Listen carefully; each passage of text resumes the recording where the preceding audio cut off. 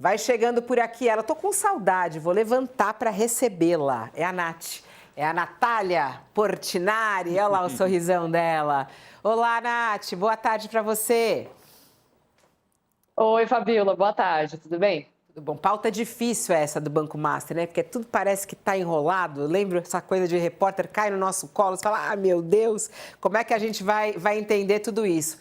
Bom, missão dada, missão cumprida. Você traz uma reportagem importantíssima, operação para unir Master e BRB. Teve Rueda e Ciro Nogueira como padrinhos. Desde o início dessa operação, desde a prisão, a gente tem falado aqui dessas ligações do dono do Banco Master com os políticos. E você desenrola um pouco essa história. Desenrola pra gente aqui.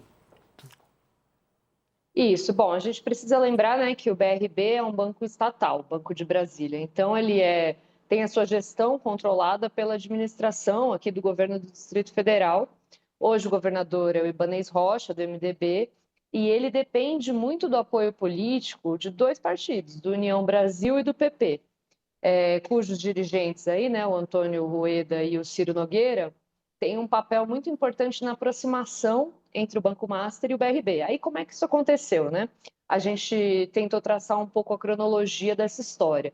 Desde 2023, que o Daniel Vorcari, o sócio dele, o Augusto Lima, que hoje é ex-sócio, se aproximaram do mundo político aqui de Brasília. O Augusto, ele é casado com a Flávia Pérez, que era casada antes com o Arruda, né, ex-governador aqui do Distrito Federal, e a Flávia, ela foi ministra do governo Bolsonaro no mesmo momento ali em que o Ciro Nogueira também era ministro no Palácio do Planalto, né? Então os dois tinham ali uma parceria, são aliados políticos, e através da Flávia Arruda, o Augusto Lima se aproxima do Ciro Nogueira, e aí, consequentemente, eles trazem o Daniel Vorcaro para o meio político aqui de Brasília, né? A gente traz aí uma cronologia que no começo de 2024, esses contatos, eles aumentam, se intensificam. Hoje a gente sabe, né, pela investigação da Polícia Federal, que os aportes do BRB no Banco Master, que são considerados fraudulentos, começam ali a se intensificar na metade de 2024. E aí, no comecinho desse ano, tem uma série de eventos, já em 2025, tem uma série de eventos em que o Vorcaro, Daniel Vorcaro, o dono do Banco Master, já estava junto aí com esses personagens da política. Tem um evento do camarote do Carnaval, que ele patrocinou uma festa cheia de ostentação. Tem uma matéria muito boa também na revista Piauí, que eu recomendo que procurem aí, né, para dar mais detalhes de como é que foi essa festa.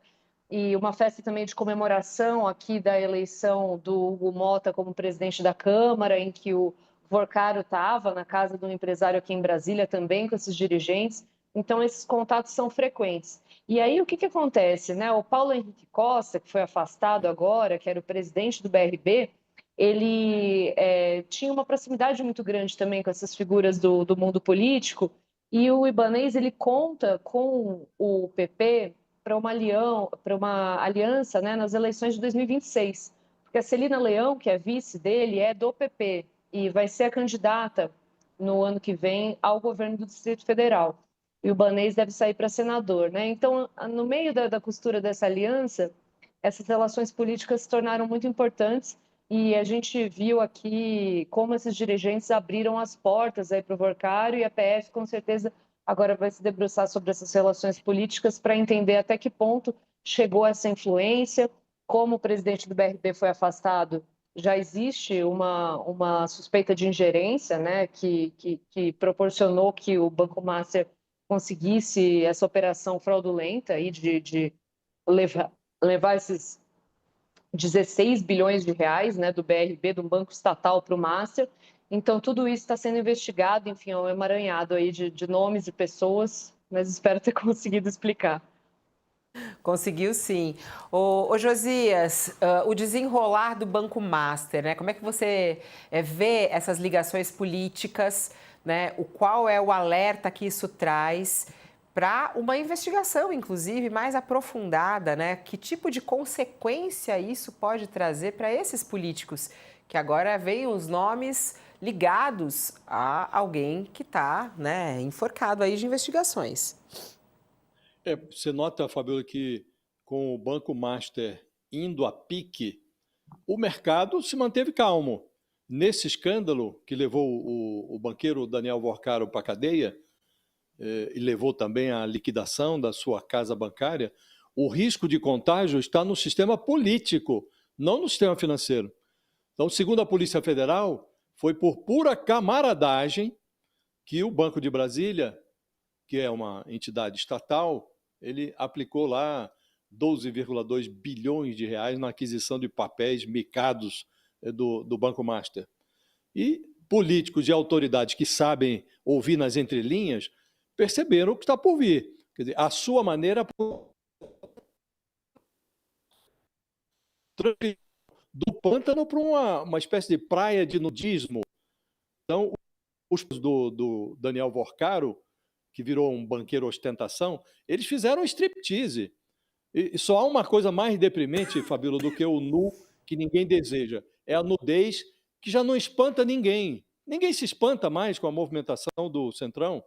Então, o Fundo Garantidor de Crédito já informou. Tem aí 1,6 milhão de brasileiros que investiram alguma coisa em torno de 41 bilhões de reais nos CDBs turbinados do Master, e esses vão ser ressarcidos até o limite de 250 mil reais por CPF, mas estão ao relento transações bilionárias. Além do Banco de Brasília, o Vorcaro prolongou a ruína do Master vendendo papelório de vento para a Caixa de Previdência dos servidores do Rio de Janeiro, do Amapá, do Amazonas, várias prefeituras, inclusive no interior de São Paulo.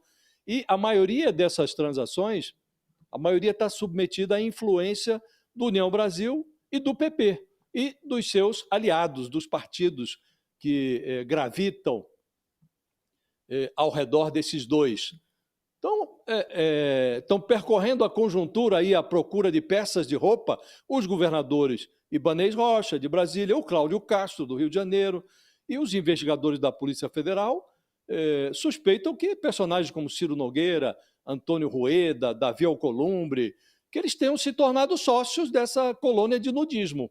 Então, tem muita gente que está preocupada com o rumo da investigação, porque realmente há muitas digitais ao longo de todo o processo, proposta do Ciro Nogueira para aumentar o limite de 250 mil para 1 milhão de garantia do Fundo Garantidor de Crédito, para turbinar ainda mais os investimentos precários ali no Master, digitais aí do Centrão, deputado Cláudio Cajado, do PP, apresentando às vésperas do veto do Banco Central ao negócio do Master com o BRB, com o Banco de Brasília, está lá uma proposta na Câmara tentando aprovar toque de caixa em regime de urgência, uma proposta que permitiria ao Congresso Nacional demitir diretores do Banco Central. Então, as digitais, Fabíola, estão impressas em vários movimentos, dos negócios subterrâneos às propostas legislativas. Então, tem muita gente preocupada. Tem muita gente clicando nessa matéria, tá entre as mais lidas também neste momento, da Vitória Bechara, ainda que tem relação com o Banco Master. 5 municípios de São Paulo investiram 218 milhões de reais no Banco Master. São institutos de previdência social, de ao menos 5 cidades aqui de São Paulo, que investiram no Banco Master. O Ministério Público de Contas de São Paulo fez o alerta sobre os valores em 2024. Em abril do ano passado, a primeira Procuradoria pediu ao Tribunal de Contas do Estado que acompanhasse os investimentos. Entre as cidades Araras, Cajamar, Santa Rita do Oeste, Santo Antônio da Posse e São Roque. Os valores foram investidos em letras financeiras emitidas pelo Banco Master. O Instituto de Previdência de São Roque investiu 93 milhões em menos de 6 meses. E aí tem aí essa situação, prejudicando os municípios e prejudicando tanta gente, né? Aliás, hoje também, não sei se a gente consegue abrir essa reportagem que foi ao ar hoje com a Amanda Klein no Mercado Aberto. Ela entrevistou um professor que ele falou, olha, o prejuízo vai acontecer. Os investidores terão sim prejuízo. Foi isso que ele falou aqui na entrevista hoje, logo cedo, para Amanda Klein. essa insegurança, né, Ronilson? O que você tem a dizer sobre toda essa investigação e todo esse envolvimento do Banco Master?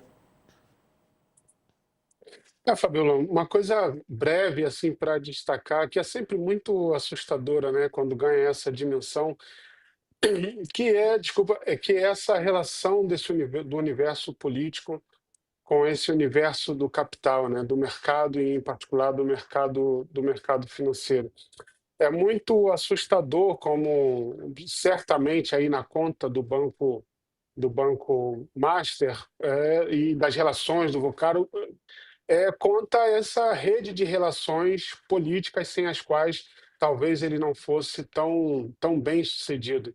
Essa relação de políticos cujos salários nós sabemos, porque a transparência nos permite saber isso, quanto eles recebem, que ostentam casas maravilhosas, empreendimentos maravilhosos, quantidade de dinheiros que são encontrados, dinheiros vivos que são encontrados em investigações quando são feitas, esse tipo de relação que coloca essas pessoas num outro nível de riqueza, de vivência, que são flagrantemente, né, incoerentes com os cargos que exercem e com os salários que ganham como funcionários públicos, como agentes públicos. Esse nível de circulação que o diretor do Banco Master tinha com o universo político brasileiro, a ponto de pautar projetos de lei, a ponto de pautar proposta, né? Relembra novamente aquele caso do Catiola, essa relação entre o universo bancário e o universo político.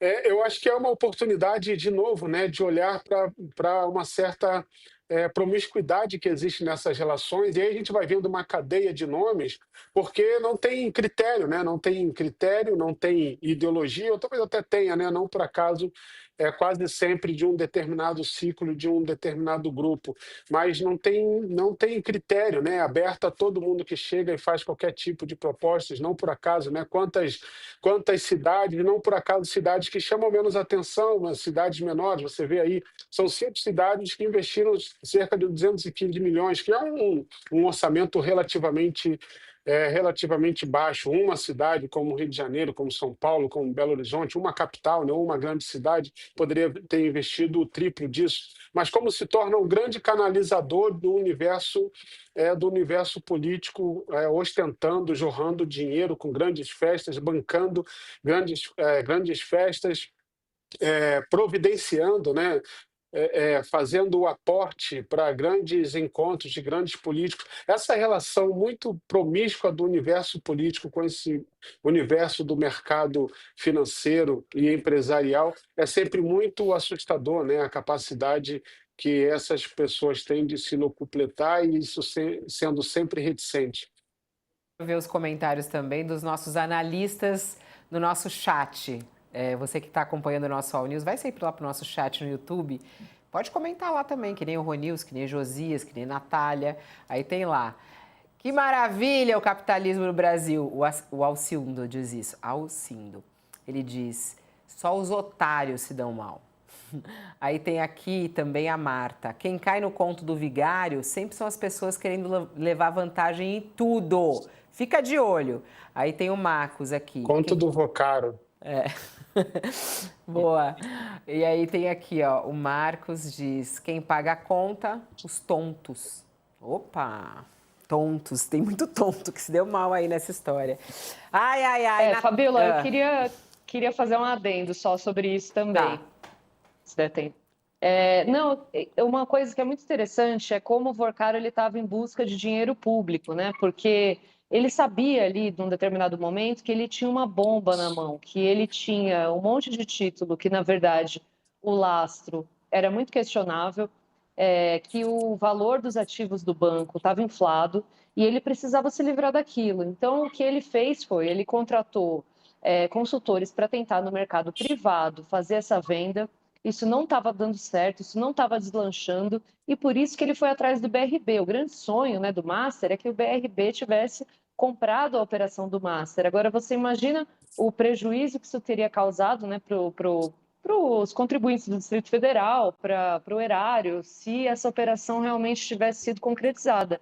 porque, de fato, o que ele estava tentando era jogar uma bomba no setor público, em vez de investidores privados que tinham a noção ali de que aquilo não valia a pena, né? Então, é muito grave esse fator também da situação, né? Obrigada, Natália. Um beijo para você, parabéns pela reportagem. Obrigada, tchau, tchau. Tchau.